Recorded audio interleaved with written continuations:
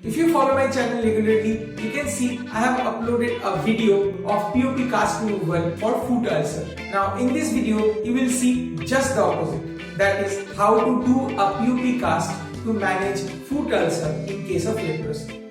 Now before going into the video, a short history about the patient. He is 62 years old. He has a round-shaped grade 2 ulcer in his ball of foot. He has completed his MDT, that is multi-drug treatment for leprosy, 1 year back. But you know, insensitive feet is a sad consequence of leprosy.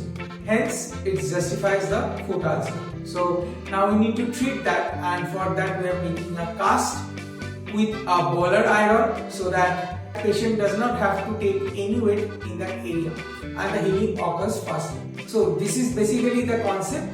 Now let's get into the interesting part.